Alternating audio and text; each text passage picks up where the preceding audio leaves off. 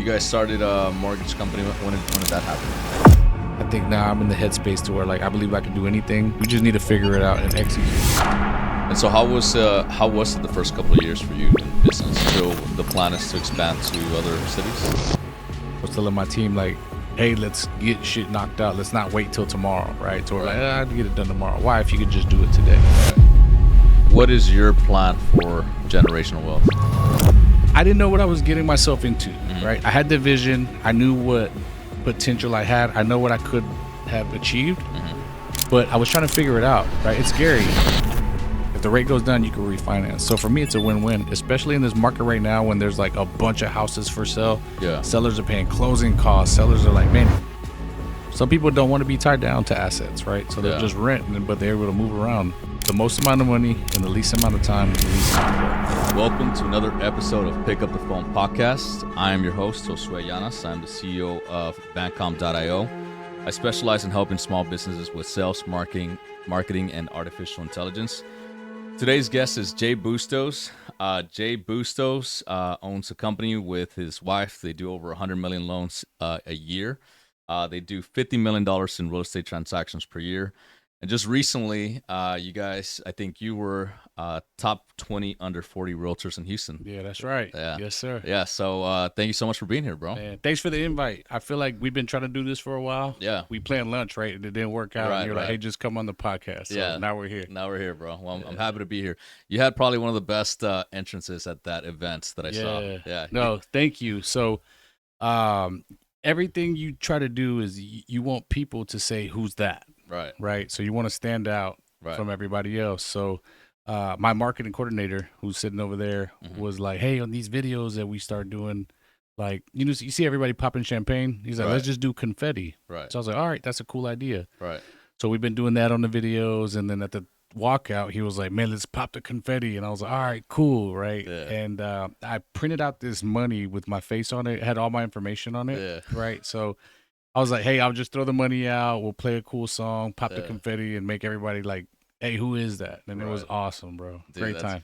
So on the money, you actually printed out like your information. It's like a contact card. Yeah, so it's $100 bill Yeah. with my face on it. Where the serial number would go for the $100 bill is my phone number. Oh, right? That's hilarious. It has bro. my number at the bottom. I mean, it has my name at the bottom of the picture, and on the back it has all my information. It has a QR code that you could scan that takes you to my LinkedIn. It has my brand. It has everything that you need. That's hilarious, man. That's pretty good marketing. Yeah. Who came up with that idea?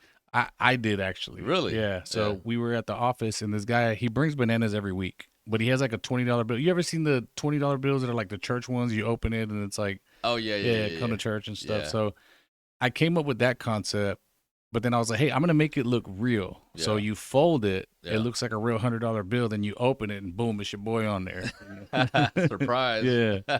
No, so it's good. I've got a lot of good feedback from it. Everybody loves them. It's awesome. Yeah. I saw your Halloween party. I think you even had like the little. Did you have the gun? No. So were you just throwing it in the air? Yeah. So we did a client appreciation party. We do it every Halloween, right? We try to make it fun. This business is hard, and you deal with like so many personalities. It's so transactional, right? And there's a lot of these transactions that are done through email, on the phone, and you hardly get to see somebody face to face. So it's where we bring people together, we make it fun, we get to brand everything, right? And just appreciate all of our referral partners. So what I started doing was like, hey, let me drop these out, right? Because it's a bunch of realtors that are coming. I also have a real estate team, so it's like marketing. I'm dropping it, they're picking it up. It's doing what it's supposed to do. Right. So I'm just throwing it out the whole time, and it kind of went with part of my costume. So I was excited to do it. Everybody was picking it up. Yeah, it's hilarious. Do you have a way to track on the QR code, like how many clicks are clicking on it, how many clicks are opening it up, and kind of be able to maybe use that as a funnel? No, I haven't dug that deep yet. I mean, I just started. I just got it like last month. But for me, it's like if you're thinking about buying a home, you reach out. I have like a click magnet that'll go straight to my email. I'm able to see like who fills it out, or it gets me followers. But I haven't really tracked it. I got you. Yeah. No, that's cool. Maybe you can help me out. Yeah, absolutely. No, that's something that I thought about. I love systems and automations and stuff like that to be able to I think, you know, where focus goes, energy flows, right? Yeah. So if you have a way to track something, then maybe it could turn into something that is scalable, you know? Yeah. You But know what I always say? You track what you measure grows. that's right. Yeah. That's exactly it. Same thing, bro. Let's get into who you are, bro. Let's get into your story. Where are you from? Where are you from? I'm from Houston, Texas, born and raised. I grew up on the southwest side. Okay. Been here all my life. I got into real estate because my parents bought a house. Mm-hmm. I saw the realtor was dressed nice, drove a nice car, and I was like, man, I could do this. I've always been like interested in like houses and vehicles. Yeah. Like I love cars, right? Yeah. So I think that sparked my interest, and I was like, man, I can do this. Drive a Right. fly ass car, dress nice, and sell houses and get paid. Oh man, piece of cake. I'm gonna be rich, Yeah. right? So Yeah. I got into the business in 2013. Okay. Right. Did it for a few years, trying to figure it out. This is before the whole Instagram and social media thing took off. Mm-hmm. And I was like, man, I really don't like this. This is like hard, right? Mm-hmm. You have to do like open houses and they tell you to door knock. So I was like, man, how do you make the money, Yeah. right? So then I was like, let me focus on flipping homes. You look for ugly properties, you fix them up, you make them look nice, and you get a bigger check, right? So I was doing that for a few years, and then in 2017, I met my wife, and she was a mortgage lender. And I said, hey, let's go to lunch. I have all these leads. You know, they're ready to buy houses. She's like, okay. So I set up the lunch, and I start calling all my friends. Hey, dude, pretend you want to buy a house, dude. Tell her your credit's bad, Yeah. right? I called maybe like 20 people. I was lead generating without even knowing it. Yeah. So like 5 of my friends were like, yeah, I was going to call you. Hey, I need a refinance. I actually want to buy this house. I was like, dude, awesome. So it ended up working out. One thing led to another. We ended up getting together. We started a mortgage company in 2020 and has been up ever since, man. Thank God. I love that, Yeah. dude. So you guys started a mortgage company. When did that happen? In 2020. 2020. Yeah. She was a loan officer. She was working at another branch.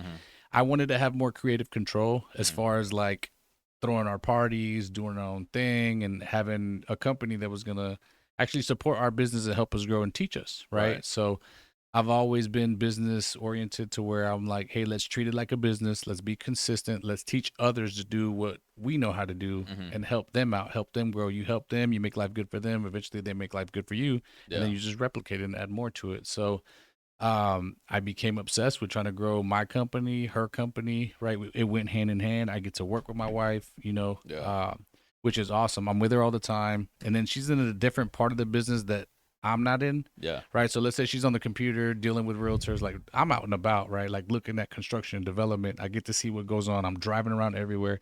If you took my cell phones and put me anywhere in the city, I would know where I'm at and how to get home without using the map. Right. You know, just because of what I'm doing throughout the day. So for me, it was exciting to just help out others. And hey, this is what I learned, Josue. This is what you should do, like so you don't have to go through the struggles and difficulty that I went through, right? So we try to be the leaders that we didn't have when we got into this business. Yeah. Right. And do everything from the heart. And man, we just been blessed. You know, we have one of the top branches at our company. I have one of the top teams at Keller Williams right now. And, you know, I'm just leading with heart, love, and kindness. And people follow, man. They want to be part of it, you know. Yeah, we're selling culture. So I love that, bro. yeah. Where you said you have your mortgage company. What brokerage is it with? We are with New American Funding. New American Funding. Yeah. Okay. So it's a great company. There's plenty of opportunity for growth. We're trying to take over the Texas region and hire more loan officers. We're expanding out to Austin right now. It's my main focus for 2026 is putting people in an office, growing that, and then should eventually taking over Texas. I love that. Yeah. Yeah. So the plan is to expand to other cities? Yeah, other cities. Nice. Yeah, in Texas. Yeah. What'd you do before real estate? Real estate, I worked at a custom car shop, right? So we were doing like rims, tires, and then we got into the wraps and stuff like that. Yeah. So I have a buddy of mine, actually one of my best friends. We started wrapping cars, right? And he was like, man, I really don't know how to speak English. And I was like, dude, color y precio, right? That's all we need. Yeah. So we were working out of like a garage, and then we went to go work at a car dealership. Yeah. And we were like, hey, let us work out of here. We'll give you a price on the wraps to where like you guys can make money, and you know we able to bring in our own clientele. So then we started working on like Ferraris, Bentleys, Lamborghinis, Range Rovers, Escalades, all kinds of stuff, right? So eventually we took over this declining shop, right? Like they were just going out of business. It was like a stereo shop, which you don't really see anymore, right? No, yeah. So they were having trouble paying the bills, and I was like, hey, we need the space. Let me just take over. We're gonna rebrand it, right? And we'll pay the rent. We'll take over the lease. That way you're not losing it. Cool. Here, we're here to save you. Yeah. So we just started grinding. I would go to the clubs and park customers' cars outside of the clubs and then pass out business cards. And man, I started growing my business from there. And then what's it called? Once I feel like I lost the passion for that, right? Because the cars come in, they're beautiful, but then we take them all apart. So it's not like I have this beautiful car sitting there. I have like literally a project that's taken apart. Yeah. And then by the time we put it together, I mean, let's say you bring your car, man, you want it back right away, right? Right. So we don't even really get to enjoy it besides the picture we take. So yeah, I wanted to do something different. And then what's it called? I was like, yeah, man, let me get into real estate. After my parents bought a crib, and I was like, all right, cool. I was all in. Yeah. That's awesome. So that was in 2013 when you got your license? Yeah, 2013. Nice. And so how was it the first couple of years for you in business? It was pretty rough, or was it good? I didn't know what I was getting myself into, right? I had the vision. I knew what potential I had. I know what I could have achieved, but I was trying to figure it out, right? It's scary. You're going from a consistent flow of money to like, hey, I'm jumping into this other business that I know nothing about, right? And I don't know how I'm going to figure it out. So it was tough. So you're just asking questions. Hey, what do you do? How do you do it? And they just tell you the basic stuff. Call your sphere, do open houses, go door knock. Call your sphere, do open houses, go door knock. Well, you run out of people to call, right? I hated doing open houses and I hated door knocking. So I was like, man, this job is not fun, you know? Yeah. Like, how did people make all this money, you know? So then I just kind of started figuring it out. I'm like, all right, I need to do videos. I need to start marketing. I need to start branding. And then I just kind of dialed down and dug deep to what like made the most sense. How do I stay in front of people, right? And then start getting logos. And then I started asking other top producers, hey, what does your day-to-day look like? What's a schedule? Like, is it on a calendar? Because most of the time you wake up, you confuse doing shit with getting shit done. So let's say you wake up, you go to the office on a Monday and you're working on a newsletter, right? Before you know it's 3-4 o'clock, you don't have any appointments, right? Then the next day you're working on Instagram posts, but you're not scheduling anything, right?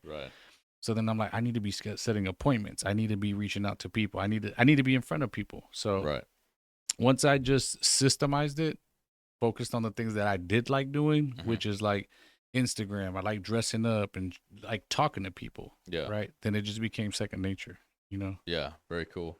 Where do you think you had your breakthrough in terms of, you know, having that consistent lead flow and consistent money coming in? Man, when I met my wife. Yeah. I was like, I was so motivated. I was like, yo, if I could just keep sending her leads, I'm going to talk to her all the time, right? So I kept doing that. I love that. And I think. Love at first sight. Yeah. When I made my first 100,000 in this business, I was like, oh, dude, I can make 200, right? So then, boom, then you double. Then you're like, man, I'm at 400. All right, how can I get to $1 million, right? So then you start going to classes, you start taking training, you start reading books, you start noticing that all it is just leverage, consistency, and delegating, right? Hey, we're going to grow. Hey, this is what we're going to do. What can I take a step back from so I can focus on bringing in more business, right? So now I'm like, all right, cool, hire this person, hire that person. Taking a step back, now I could focus on things like office space, bringing in other people, right? What's really working? How are the leads coming in, right? We track what you measure grows, right? So I started hiring other agents. I started hiring other loan officers. We're teaching them how to run a business. We're putting them on, right? And it's been great, man. Life's been good. Yeah. Yeah. So you said like after you met your wife, what happened when you met your wife? You were just like wanting to talk to her and then all the time. Yeah, I was on grind mode, you know. I was just I knew we could live a good life together, you know, especially being in the same industry. Right. Let's just say, for example, I was a realtor, but my wife was working somewhere else, right? Then it's kind of like I come home and it's like, man, what do I talk to her about? Like, hey, honey, how was your day? Oh, it was good. Oh, how's the office? And cool, right? Yeah. I would come home now, right? And I'm like, dude, I had this client, and it's like so relatable. She knows exactly what I'm going through, or like if I need to take off on a Saturday to go show some houses or whatever it is, Right. she understands, right? So I think we were both addicted to what we were doing. We became obsessed with it. Yeah. And we had the same vision, the same goals. It just aligned, and it took off, man. When did you meet your wife? In 2017. 2017? Yeah. Nice. And when did you guys get married? We got married in 2020 in 23. 23? Yeah. Okay. So what, 2 years ago? Yeah. Very cool. Put some work in. Yeah. Yeah. October. Put some work in. Yeah. You say behind every great man's a great woman, right? Yeah, there is. It definitely sounds like this is the case here. Yeah, for sure. Yeah, kind of. It feels like almost like she was a catalyst for, like bringing out almost like the best version of yourself. Oh yeah, I tell her all the time. I was like, man, you saved my life. Yeah. Yeah, because I feel like when you're younger, you just want to make some money, right? And then it's like, all right, cool. I want to buy this, or I want to buy designer clothes, right? Mm-hmm.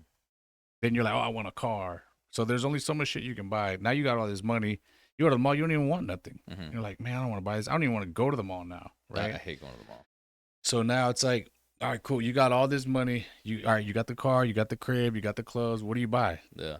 Nothing. Right? Cool. You go on vacations, but even then you're on vacation for 3-4 days, you want to come back. Yeah. Right. So now we're like, hey, let's help people. Let's change people's lives. Let's teach them. Right. Right. And we're just in a different space to where I'm trying to build. No, I'm not trying to. I'm going to build generational wealth. So we're looking at like meetings with financial advisors. Where should we putting our money in so it could accrue interest, grow. We can have residual income outside of real estate, right? Because there's so many things that can make you money. Yeah. Outside of this business. Yeah, absolutely. What are some things that you're looking into investing besides real estate? IULs. I mean, real estate's like the main thing, right? But there's like terms and permanent life insurance policies that you could put money into for whenever you're older in your 50s, 60s. Mm-hmm. That accrue interest that will pay you out later on that you could borrow against if you need to. Yeah. Just playing chess, for the future. Yeah. But yeah, I love real estate. It's real. You can see it. You can control it, right? As far as like if you're building, if you're buying, holding. I have a bunch of Airbnbs that I enjoy. Mm-hmm. And for me, I enjoy the creative part of it. Getting to put it together, turn it into a bachelor pad, right? I have like a certain theme that I do at my Airbnbs to attract attention. So you have Airbnbs too? Yeah. Nice. I'm actually trying to buy another one in Austin. We have had a few here in Houston. I have one in Austin. We're about to buy another one in Austin. Nice. So for me, the goal is not for it to make me passive income. Like I'm not trying to get rich off the Airbnb. If it pays itself off, or if one carries the other two, as long as it's paying itself, cool, right? Mm-hmm. I get to keep the real estate. It grows. I can sell it later on. Boom. We have the, what's it called? We're just buying and holding, basically. Yeah. You know what I mean? And then every time we get to go out to Austin, we get to stay at the house. It's cool. I can get there early in the morning. Don't have to wait to check in. And are your Airbnbs just like single family, or are they multifamily? Single family. I have single family, 4 bedrooms, 3 bedrooms. Yeah, game rooms, arcades, all kind of stuff. I don't put TVs in the bedrooms so the families could hang out. I'll put a TV in the living room and none upstairs, so like they'll be able to hang out downstairs. We put the games and everything downstairs, or I'll build the garage out into a game room so they're all hanging out there. What's the price per night on the Airbnbs here in Houston? So I have a 2-night minimum, right? So for 2 nights, cleaning fee and everything, you're probably like $650, $700, Mm-hmm. But it's a nice Airbnb, man. Yeah. No, of course, yeah. No, that's good. I have some Airbnbs down in South Texas. Yeah. What part? McAllen. Oh, nice. Yeah. How's that doing? It's good. We get a lot of people that come across from Mexico. Yeah. A lot of like it seems like there's like a lot of businessmen that come over, and they like to stay here in McAllen for like a month, 2 months doing business, and they go back. All sorts of people just kind of just traveling back and forth. It's pretty interesting to see kind of like all the mix of people we get down there. Yeah. When you travel, do you stay at Airbnbs or do you get hotels? I think it depends. Yeah. It depends on where I'm going. Like if I'm going to like a nice beachside place, I like staying at resorts instead. Yeah. Like all inclusives. But if it's like let's say Colorado, I'd rather be at an Airbnb in Colorado. Yeah, same. Like something like a lodge or something. You know what I mean? Same. Yeah. Sometimes I'm a big Airbnb person. Mm-hmm. I enjoy it because I get to see the kind of service they provide, the kind of styles that they have. the functionality of the whole setup. Like we went to San Diego recently, and I got this Airbnb, but it was in the back of somebody's house, right? And it was just like super awesome the way that they had it set up. Yeah. You just pull up, park, come in, walk out. It was close to the beach. Yeah. We stayed at one in Costa Rica too, which was so awesome. It was like a villa, right? Really? Yeah, it was beautiful. It was like an L-shaped villa with a pool. It had the gate around it. It had like black rocks, palm trees everywhere. It was like beautiful. Now that you say that, I think there's one in Puerto Rico, bro, where it's like it's an Airbnb on the side of a mountain. Yeah. And like you open, it's like literally a wall and then a door, and you open the door and it's just like a whole mountain to you. And then there's like one little house down there, and it's like a glass dome. Yeah. And you're sleeping in a glass dome in the mountains. Oh, that's with awesome. Like an insane view, no neighbors, no nothing, just jungle all around, and you're in a glass dome. I think that's extremely creative. Yeah. I'm gonna send you the ones that we went to in Costa Rica. I think you'll like them. Yeah, I'll have to check it out. But that's awesome, man. So you met your wife, started doing business, and you're like, man, we can do something. When did you guys start your company? The mortgage in 2020. She was at this other company, and we were just ready to do our own thing, right? Like I said, I wanted creative control. We throw these parties for realtors, like client appreciation parties, Christmas parties. Yeah. And we just weren't getting the support that we needed. You're making a company money. You should be able to, reach out to your people and be like, hey, what do you need? Let me help you. So we just didn't have that. So I was like, hey, let's just do our own thing. We'll have creative control. We'll throw these parties. We'll get sponsors and make it a thing. So we were trying to figure it out. And then now we're at the point where, like, I have an event coordinator. She already knows what time it is. She'll reach out to me, be like, hey, are we doing another Halloween party? Yep, here you go. Boom. I kind of just let her pick everything. I skim through it. I'm like, all right, cool. Boom. It fits the budget. My assistants get the sponsors. We get it taken care of. Boom, party happens. We don't even know what it looks like till the day of. Yeah? Yeah. That's great. It's so awesome. You've been to one before, right? You went to one last year? I think so, yeah. I was Iron Man. That was cool. Yeah, that was a great one. Yeah, it was a good party. But we enjoy those. We're not doing a Christmas party this year.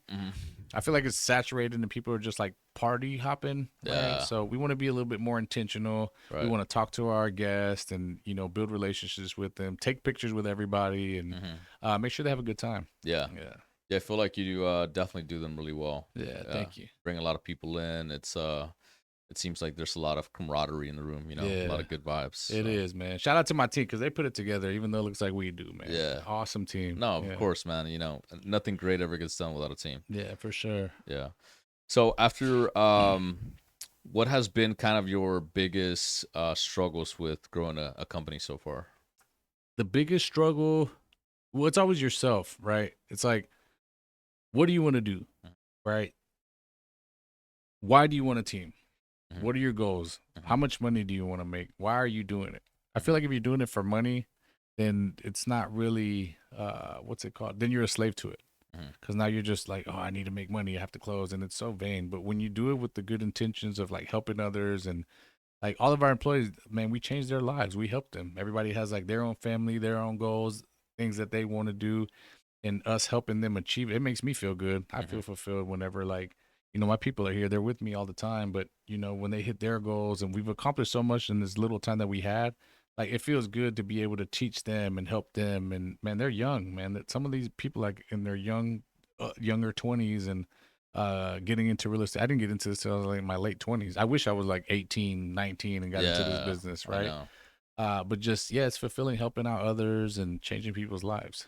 For me, it's what's the most important. I go home, I sleep at night, and I'm like, man, my team will do anything for me. Yeah. Anything. So for me, it's very rewarding. How many people do you guys have working with you? We have a total about 40 people. 40? 40 people. Some people are remote. Some people are, like my processors are remote. One's in Arizona. The other one's in Georgia. I have one that's in Dallas. I have VA that's in the Philippines. But everyone else is pretty much here. They come into the office. We sit with them. What do most of them do? A lot of them are loan officers. So I think we have about 11 or 12 loan officers. I have about 9 realtors right now, and everybody else is just operations. So like loan officer operations, whatever you need, assistants, marketing coordinators, processors, setup, whatever you need, like tasks you need taken care of. Like, hey, you're going to focus on VOEs. All right, cool. Here you go. Hey, I need you to help me with marketing. All right, you're going to be focused on video. Set this up. And so the company is 40 employees, but so it's both real estate transactions and the mortgage company together, or? Yeah. So I have it together. So we're in one office together. So we have that's interesting. So we have the Lady Lender team and Bustos Property Group. We goes hand in hand, right? So I have loan 40, officers. 40 between that, like both. Right. Got it. So I have loan officers sitting with realtors, right? That's great. It goes together hand in hand. Yeah, right? yeah. And then if the realtors need something from the lender or from the loan originator, I mean, they're right there. They right? could walk right around the corner. You need to take videos. Boom, the camera guy's there. Take a video, do video, put it out there, push content. So, we're helping them grow. Every time they have a closing, I send my video guy here. Here you go. Do the same thing that I do, right? And then helping them. That's value, right? So it's like, imagine having a camera guy follow you all the time, or every time you have a closing. It's branding. That's how you get more business. Yeah. How do you make sure that you keep the culture tight within your company? I mean, 40 people is a lot, right? There's a lot of personalities.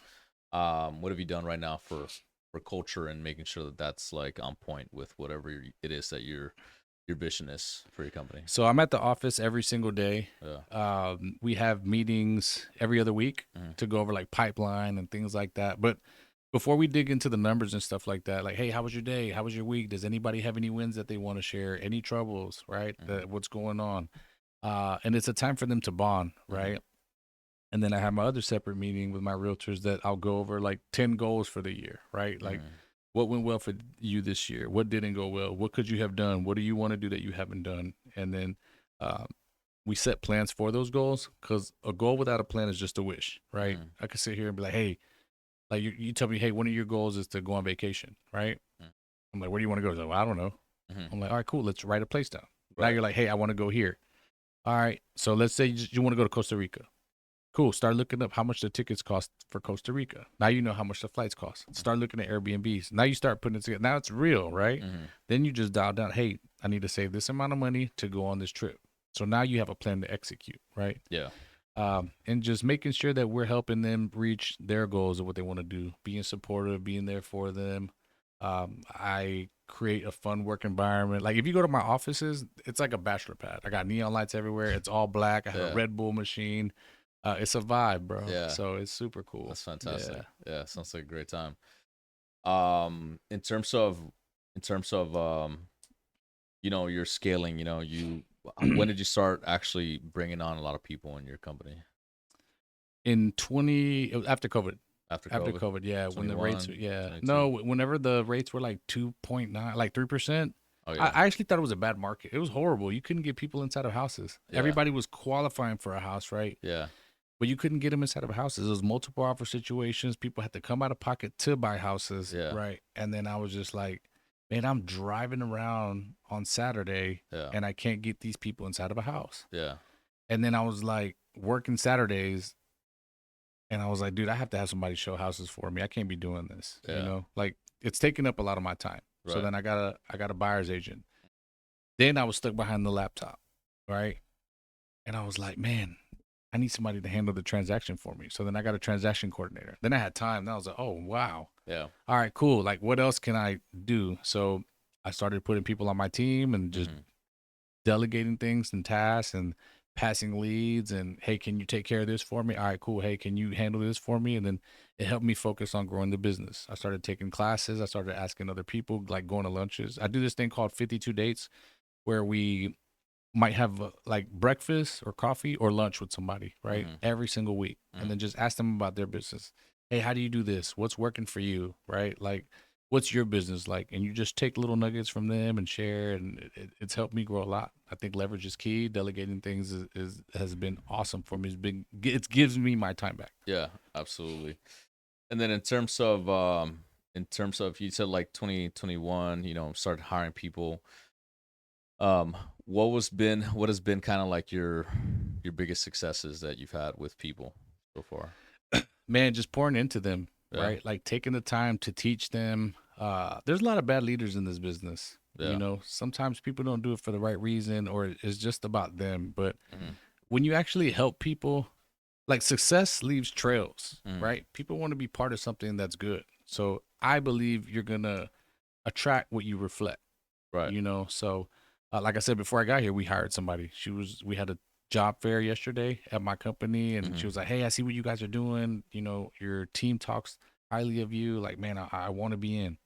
So she sat down, and instead of me saying like, "Hey, I do this, I do this, I do this," I kind of asked her, "Hey, what are your goals? What do you want to do? What are you looking for? What are you lacking? What do you Focusing not on the like?" other person. Yeah. Yeah. When did you start doing flips? I think told me 2015. Yeah, 2015. 2015. Did a couple, didn't like it too much. No, it was actually good. It was just I started with no money. Yeah. I found the opportunity, and then I was like looking for people like investors. I had investors, and I was like, "Hey, I have this property. All I need is about $40,000, and I'll split the profit with you. I'll do everything. I have the trades. I already have the property. I have the hard money lender. I just need the money." Yeah. So my client was like, "All right, cool, I'll do it with you." And she's like, "Come pick up a check." I was like, "No, not like that. Like, let's do it together. Let's form a business, and let me introduce you to everybody." Because I wanted the longevity. I wanted to keep doing this. Yeah. So I kept flipping houses, and then I met people along the way. One of my best friends now, Will, he was driving by and he was like, "Hey, I want to get into flipping houses, and how old are you?" She starts asking me questions, and man, now he became one of my business partners. Yeah. He was like, "Hey, man, come on, let's do another one. Let's do another one." Cool. Yeah, my friend Will. Will. Yeah, Okay, Will. cool. Will.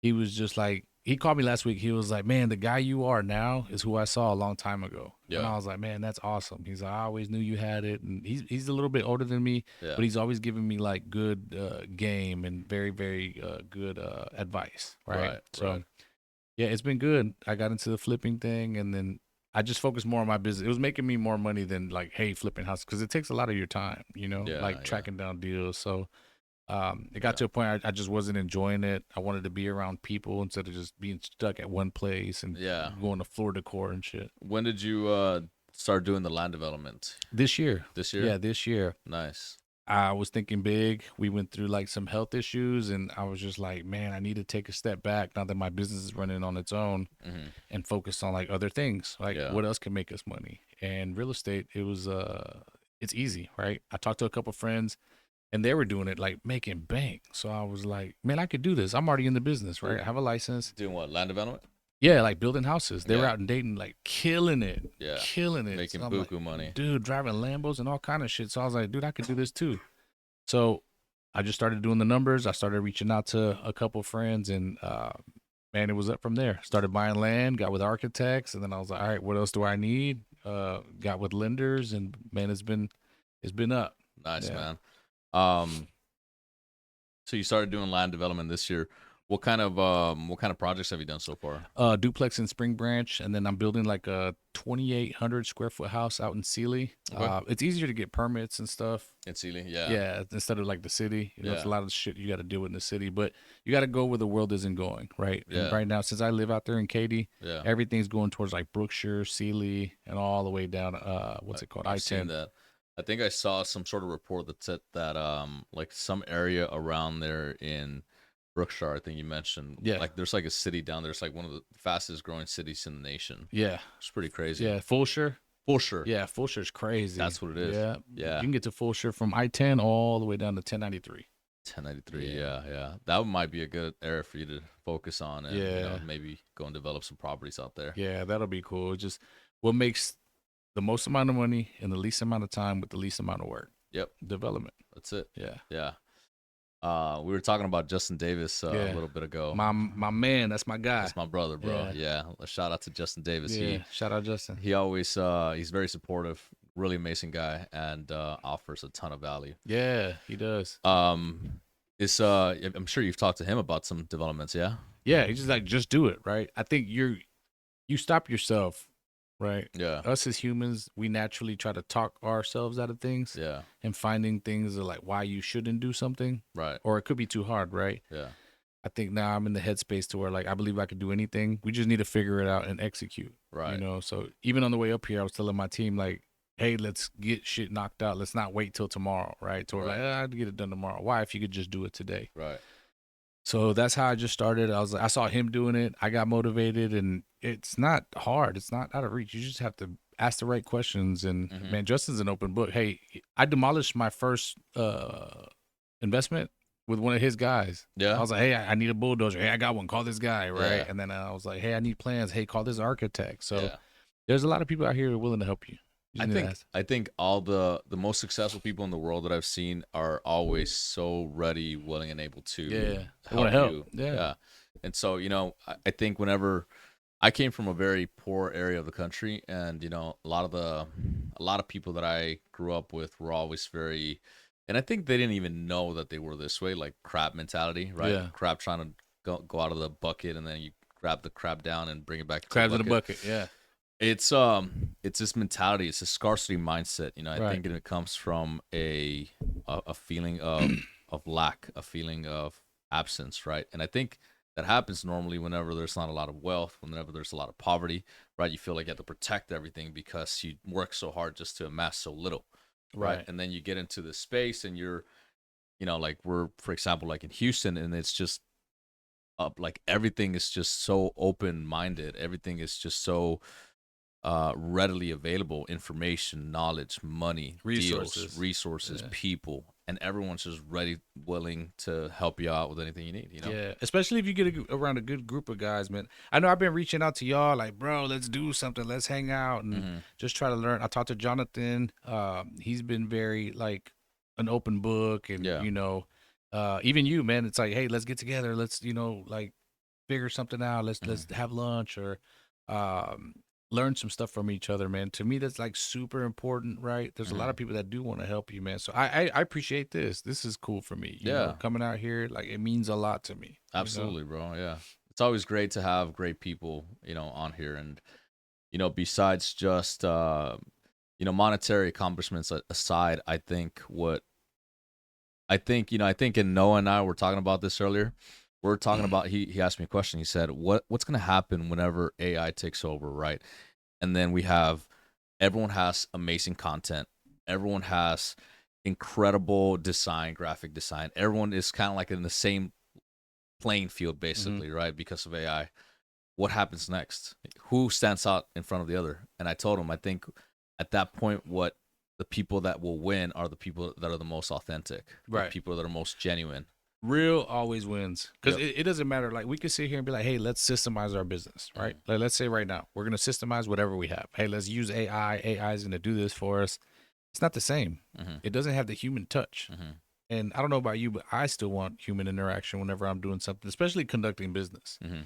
As long as you adapt, right? Put yourself ahead of the curve. Yeah, implement some AI. I still want to run my business. I still want to go to work. I don't even think I'm gonna retire. Yeah, me neither. I don't see myself retiring. Dude, you can only fish for so many days to where you get bored. All right, cool. Now you're playing golf. All right, are you gonna play golf every single day? No. Now you're at home cooking. Like, what are you doing to keep your mind busy at that age? Right. So whenever I go on vacation, I get stir crazy within like 3 days. Bro, like, 3 days, I'm ready to get back to it. Or I'm at the beach or wherever I'm at, and I'm like, get back to work, man. Yeah. There's a sense of fulfillment that comes whenever you're doing something you enjoy. Yeah. And something, whenever you're building things and making an impact on others, I think that's the most fulfilling thing you can do in business. Bro, you ever go places and you're like, man, I could move here? All the time. Sometimes I'm like, man, cancel the flight back, babe. We're staying here. Yeah, no, yeah. It's awesome. Yeah. But what has been your favorite journey or trip you've taken? Costa Rica. Costa Rica is one of the most beautiful places I've ever been to. Would you invest out there? Yeah, I probably would. Yeah, I probably would. If I learn a little bit more about it, I would. Like I was telling you about the villa that we stayed at. It's by the beach called Tamarindo. Beautiful place. Oh yeah, Tamarindo. Heard of that place. It doesn't have a lot of tourists as far as like, when you go to Mexico, there's a bunch of people on the beach. Yeah. Yeah, this is different. There's not a lot of people there, right? No? So it's not a lot of people, but it's one of the most beautiful places in the world. La Fortuna is a beautiful place too. They have this river to where the water's coming down from the mountain. They said that when God painted the sky, he dipped his paintbrush in this river. That's why it's like so blue and beautiful. Really? Yeah. So it's just an awesome place to go to. I want to go every year. I love the country. Pretty safe? Yeah, pretty safe. The people are so nice. I always get a rental car. We drive everywhere. Yeah. They don't have like straight highways or streets. So it's like, it might take you an hour to get somewhere where here would take you 10 minutes, know? So beautiful place. Definitely recommend it. They have like cold rivers. They have what's it called? Hot springs. It's just like outdoors nature. It's raining all the time. The food is good. The people are so nice. It's awesome, bro. You gotta go. Yeah. Well, you sold it to me already. Yeah, you gotta go. You gotta check it out, man. I had we had our honeymoon there. Oh yeah. Yeah, it was awesome. Yeah. Oh, that's incredible. I'll definitely have to check it out. Bro, so what's next for you and your business? I mean, I see you guys are doing a lot of content. You know, you got your video guy here in the office. What's my man here? Yeah. What's next for you guys? I want to keep growing my business to the point where it's running on its own, right? I have the brand, I have the team, I have the people in place, and I can focus on other aspects in life. You know, I just turned 40 years old. I would like to keep creating. I like creating, right? So it's like I got into the flips. I enjoyed picking out like all the decor, the floors and things like that. Like our office space, I designed everything because I just enjoy putting things together, right? But I would like to have my team and my business running on its own to where I don't have to be there, so I could focus on other aspects of the business and do more like training, mentoring, coaching, motivational speaking. They pay you to go talk at places, you know? So even before we got here, we took this little class on speech and the number of times you say and just how to talk basically, right? But it was pretty fun. So I think I want to focus more on that, how I can help others, how I can coach others, how I'm able to, give back. It seems like that fulfills you a lot. Yeah, it feels good, man. You put other people on. I'm excited to teach people. I'm excited to help. You know, it's like it feels good, bro. You put people on and you change their lives. They're like, man, thank you. It's like it's awesome, and it goes back to the creative part of it. Yeah, like it's the same. It's just think of flipping a house, right? You go, you pick all the stuff out. When you're done with it, you're like, man, this is awesome. I did this, right? Well, imagine you do that with a person. Like, hey, these are my goals. This is what I want to do. You're helping them, and then boom, next thing you know, they come, they work for you. Now they're different clothes, get a new car, they buy a house. Their life changed because you were able to help them. It's the same concept, just a different, thing. Yeah. So for me, I enjoy it, man. Helping people is awesome to me. It's very fulfilling. I enjoy it. I spend time with these people. They're with me every single day. Shit, even on the weekends sometimes. Sundays, but Saturdays we have things going on. They're always with me. They're all, like I said, they'll do anything for me. Yeah. And vice versa. That's incredible. Yeah. It's a great team, man. Yeah, thank you. Yeah, you sure have. Yeah. So, where do you see your company expanding to? I think you mentioned Austin earlier.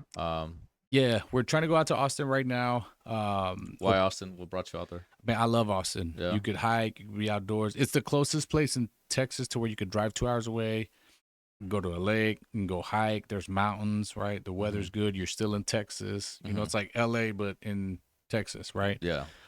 It's just a beautiful city. We bought a house. We bought a house out there. We have an Airbnb out there. I'm about to buy another one next week. So it's just a quick getaway that we can go to without having to jump on a plane and go all the way somewhere far. Yeah. I love it. Texas, Texas is awesome. I love Austin, Texas. One of my favorite cities for sure. Especially being, like you said, so nearby. I mean, it's a quick getaway. Bro, 2-hour drive. Fantastic. Yeah. And it feels like home. Yeah, I feel like we're there so much. It feels like home. Yeah, I know my way around the city. It's like we have friends there now. It feels like home every time we go. I'm like, hey man, back home. Feels like we never left. So that's why you're looking to expand into that market. Yeah, definitely. We have a lot of realtors sending us business from the Austin market, so it just made sense. Yeah. And the reason I bought a house in Austin was I went skiing and got an Airbnb for one day and paid $700. Where? In Austin. South Austin.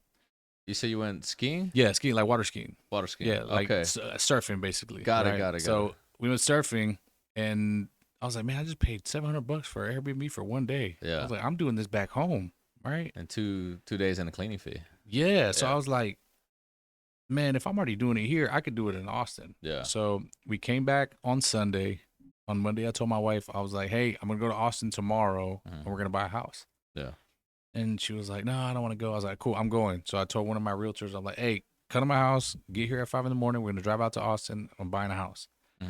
Man, he came over. We drove straight there. We got there probably like 7:30 in the morning, had breakfast, started looking up houses. I looked at like 4 or 5 houses, and I just found the perfect one. They were selling it because the mom was moving back to Thailand. It was fully furnished, right? And it had a gate all the way around. It's like a fortress. It has no neighbor on the side, no neighbor on the back, like a 10-foot fence all the way around, right? It was the perfect setup for an Airbnb. No HOA, no restrictions. So then I was like, man, this is it. So I negotiated it. We bought it. I turned it into an Airbnb. Man, it's booked every single weekend. It's been jumping. Yeah. Thank God. Yeah, thank God. That's incredible. And I called the person, the Airbnb I stayed at. I had the cleaner call me, and I was like, hey, can you please give me a call? Well, you can't send your number on Airbnb. So I was like, hey, can you Google me and call me? She Googled me, called me, and this lady, Esmeralda, awesome lady, great business partner. Yeah. I was like, hey, I'm buying this house. How close are you to it? How much you going to charge me to clean? We came up with an agreement. She was going to be my co-host, and dude, she's been helping me run it. It's been awesome. Really? Yeah. Man, that's pretty incredible. What's the average price per night over there? I do a 2-night minimum. Yeah. But I'm about 175, 250 a night. My Airbnbs are dope, bro. Yeah. So it's like you come in, you can have your whole family there. It depends. Like sometimes on a Tuesday, I might lower it to 150 just to kind of fill in dates. Yeah. Right. So I might be 125 on a Tuesday to Thursday, depending on what dates are booked and what not booked. Like right now, Thanksgiving is packed, right? Everybody wants to go out to Austin. So it's like you have to kind of change the fees. You have to see what's going on. Austin has Austin has like a lot of events going on all year round, you know, so you're pretty much always going to be booked. Formula One's there. They have ACL, all kinds of stuff. Yeah, there's always something going on in Austin, I feel like, Even my Katie house, that we had people with corgi dogs. Yeah. They had like a corgi roundup kind of thing. What? Dude, I had people come from Oklahoma. And so Oklahoma, they're like, hey, we're staying with our friends. And I was like, okay, cool. Their friends came from like Louisiana. So anyways, I met them up to welcome them. I was like dropping off waters and stuff. They got there. They're like, yeah, we're meeting our friends. It's our first time we meet in person. I was like, and y'all are staying at the Airbnb together? Right. What? But it had a corgi roundup. It was like in Cyprus. So it's like all these corgi owners met up in Cyprus with their dogs. And it was like the weirdest stuff. Yeah. I had people who, what's it called? There's some people that are like all about their pets, man. Man, yeah, I'm one of those guys. Yeah, yeah, dude. I'm like that too, but I wouldn't drive anywhere to just have my dog be with the dogs. I'm not gonna do that. My next life, I hope I'm my dog, because my dog has it so good. You know, he's bad. He chills at the crib all day. What kind of dog you have? A pit bull. Pit bull. Yeah, he's 85 pounds. Named Jody. Solid. Yeah. Nah, but he's cool. I cook for him. He gets like fresh food. You know what I mean? Sleeps on the love sack. It doesn't like going out. I bought this house with a big backyard. I was like, oh, for the dog, right? This motherfucker don't even go in the backyard. Yeah, he don't like it. It's too hot for him. He's inside the whole time. Gotta be chilling. Yeah. Swims in the pool. He's like a privileged dog, bro. Yeah. Good, man. That's why you work so hard. Yeah, no, for sure, bro. No, yeah. Man, that's awesome, dude. So what's where do you feel like the market has been at this year? You know, there's been a lot of interest rates going up. You know, there's been a lot of tariffs and political things happening in our world. How's this year been for you? It's great. It's one of the best years we've ever had. Yeah. So I never watch the news, man. This shit's always negative, right? So it's like I was just on the news the other day, yesterday, as a matter of fact. You were on the news? Yeah, I was on the news talking about this, right? I'll show you the clip, but I do this whole hour interview for the news. And, bro, I was giving game the whole time, but they just cut out a little part and put it out. So I feel like they push whatever they want. So the news is like, oh, rates are high. Well, if we're going by statistics, it's actually lower than what it used to be, right? Yeah. So we're like in 5.5%, 6% interest rates. They were like 9%, 10%, right? A lot higher. In other countries, they're like at 20%, 18%. So we're still low, in my opinion. People are still buying. As long as you're educating them, there's down payment assistance programs. There's still people out there that, you know, live a certain lifestyle. They're going to buy big houses. It just depends on who your client is. But I think as long as you're educating clients, you could buy a house right now, and if the rate goes up, then cool. Then you bought it at 5.5. If the rate goes down, you can refinance. So for me, it's a win-win, especially in this market right now when there's like a bunch of houses for sale. Yeah. Sellers are paying closing costs. Sellers are like, man, they're paying you to buy the house. I've had buyers walk away with money at the closing table. Yeah. So we educate our clients, hey, get your credit score up, save this much money. This is what we can get you. And, man, we're having a great year. Thank God. That's great. That's great. Do you work with buyers primarily or sellers? Anybody. If you're looking to buy, if you're looking to sell, if you're looking to invest, we even help out people who want to lease and put them on a game plan. You know, we'll take anybody. We don't leave no money on the table. Yeah. Got to take it all, huh? Yeah. Yes, sir. Pause. Yeah. What's like in terms of like the percentages of buyers versus sellers that you work with, what would you say is? We have a lot of sellers right now. A lot of these houses are sitting on the market. They need to be priced right. Mm-hmm. But this is where buyers take advantage. You want a house, this is the time right now. Right. If the rates go up, cool, then you got a great interest rate. If the rates go down, you can refinance. I mean, it's a win-win for the way I see it. Yeah. You know, property values are going to go up no matter what. When's the last time you seen the gas price at $1? Never, right? Yeah. So it's 1990. Dude, yeah. And people are still driving, right? Right. When you leave here, where are you going? Home. I'm going home, yeah. Right. Yeah. There you go. So as long as people need houses, you know, why would you make somebody else rich? Mm-hmm. Now, it just depends what your goals are. Some people might want to move, or some people might want to rent because it makes more sense for them, you know, but you could build equity. It's like having your own bank. You could borrow against it. You could sell it. You can make passive income. Real estate is a great vehicle for generational wealth. Yeah. I agree. What is your plan for generational wealth? Commercial, residual income. There's a lot of things that I'm trying to educate myself on. Yeah. So development and commercial is something that I'm really trying to break into for the next 2 years. Yeah. I feel like there is a lot of opportunity for in commercial real estate. You know, it is. Yeah, it's landlord friendly. You can lock the door when they don't pay. Boom. You know, you put the responsibility of like taxes, insurance on the tenant. You could get into the retail space and, you know, get like long-term tenants, Starbucks, you know, Wendy's, and these big. You know which ones I think the best, one of the best real estate investments, like owning CVS's and Walgreens. Oh, dude, yeah. But a lot of them closed down too. And then remember when they were closing them down and turning them into like advanced auto parts and like O'Reilly's and things like that. So they were shutting them down probably during COVID or something, or what? Yeah, I think so. Well, everything's online now. You know, so it's like anything you want to order is on DoorDash. It's on Amazon. Amazon came in and killed the game. So.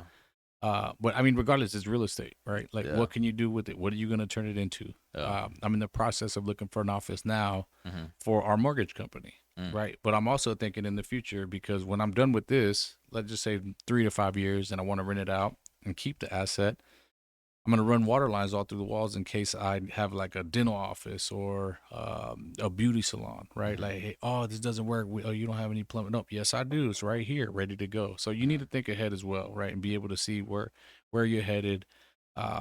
Whenever you're 60, 70, have the asset paying you, making residual income. You buy the building, boom, you know, pay it off, refinance. Now you're making passive income on everything else that you have. Yeah. Residential's cool. I think I'll eventually be dumping the residential stuff to focus on commercial. I mean, it's the same amount of work, right? Just doing a bigger lick. Yeah. So I think it all depends on, you know, your strategy and what it is you're focusing on.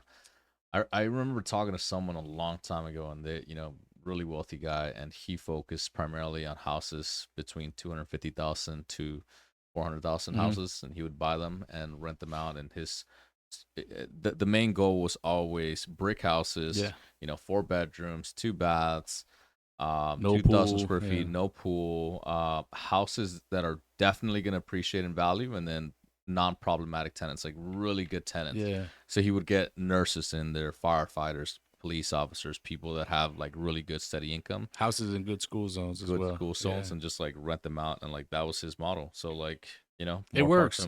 Everyone has a different strategy. And there's no wrong way of doing things. It's how you learn, right? So it's like whatever fits your character, your personality, your investment as strategy. long as you do something, you know, execute on it. That's how you learn. This is not like a perfect game. Nobody has it all figured out. Things that work for you might not work for me, and vice versa, right? But take your own experience, execute whatever your goals are. Some people don't want to be tied down to assets, right? So they'll just rent, but they're able to move around. Because it holds them here. But I think the owner of Telegram doesn't own any assets at all. Which is pretty wild, right? Like this billionaire guy don't buy anything. He doesn't want to be tied down. And he said the exact same thing. He's like, all of my stock, all of my wealth is in Telegram, and I'm not gonna buy any assets.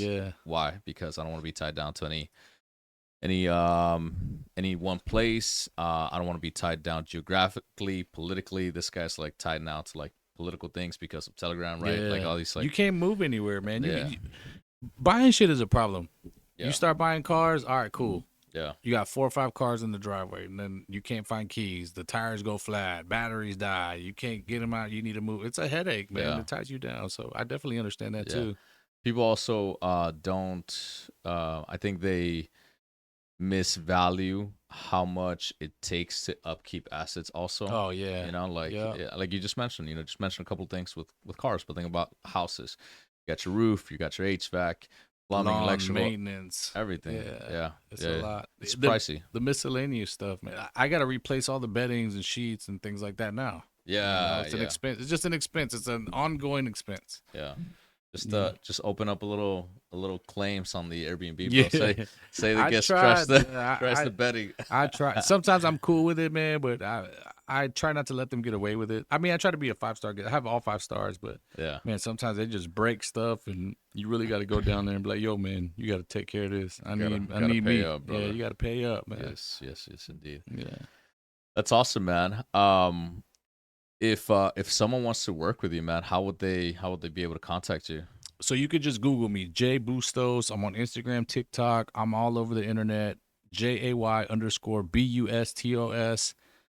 We have a YouTube channel that we're working on. I'm super easy to get a hold of. If anybody has any questions about buying, selling, or if you're a realtor who wants to take your business to the next level, or just want to have a conversation, make sure you reach out to me. I'm an open book. I would love to help out. Love it, Yeah. love it. What about so you said YouTube? You're gonna be working on YouTube? Yeah, we've been working on the YouTube, more of like a lifestyle kind of aspect. Yeah, You know, we're doing trainings and stuff like that, but I want to focus more on like live trainings, right? Because I feel like whenever you record programs and then put them on there, then you're not really giving people value. Versus, hey, I'm on live. I could get to know you, ask you about your business. You can ask me questions, and yeah, for me, there's more value there. So yeah. a lot of things we're working on for What's the next year. what's the goal with YouTube? Brand awareness. Yeah, Yeah, brand awareness. yeah, Trying to bring in leads, educate people. You never know. You don't know what you don't know, and you never know who you can come across. It could open opportunities. You start getting brand deals from other places, clothing and free travel. Hey, do a commercial for us. Stay here, and the opportunities are endless. yeah. I you should look into one of my good friends. His name's Jackson Wilkie. Mm-hmm. He's got a YouTube channel. It's called Ground Up Construction. Mm-hmm. And the guy is brilliant. He figured out YouTube. He's got like 60,000 subscribers on YouTube. Man, that's awesome. Send me his name whenever we're done. Yeah, Jackson Wilkie, which is pretty incredible on YouTube because I mean it is tough to get subscribers on YouTube. Yeah, it really is. Like for example, like on Instagram or TikTok, you share something funny and you get a follower. It doesn't have to be anything of value, but so when it comes to YouTube, you really have to be sharing value or something that is worth following. Yeah. And so this guy's cracked the code and he gets so much business, bro, from Off of YouTube. Just YouTube. Dude. Just YouTube. Like he does videos of maybe like a walkthrough of new construction. Mm-hmm. Hey guys, watch this house, blah blah.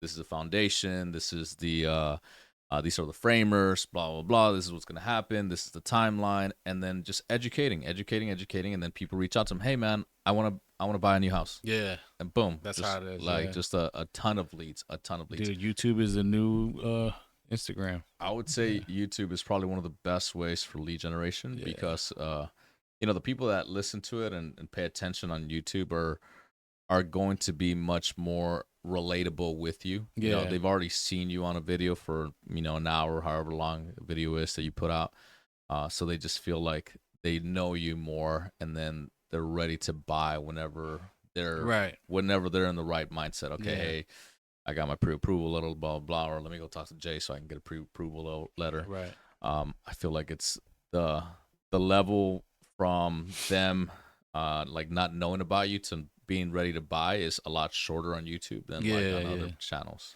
Well, people go to Instagram to scroll. They go to TikTok to learn, and the same thing with YouTube. Like if you want to learn how to do something, where are you gonna go? For me, ChatGPT. Well, like if you a visual, right? Instructions, you go to YouTube, ChatGPT. But if you want to like, hey, how do you change this to follow, step by step, we go to YouTube. Or if you want to make a recipe, you go to TikTok, how to make this, right? So I feel like I prefer ChatGPT over anything now, dude. Really? Yeah, even over YouTube, even visual. Like I would rather read the step by step process rather than because what I find like on YouTube is like there's a lot of outdated things. There is, you know what I mean? And so like maybe like walk me through doing steps 1, 2, 3, blah blah blah.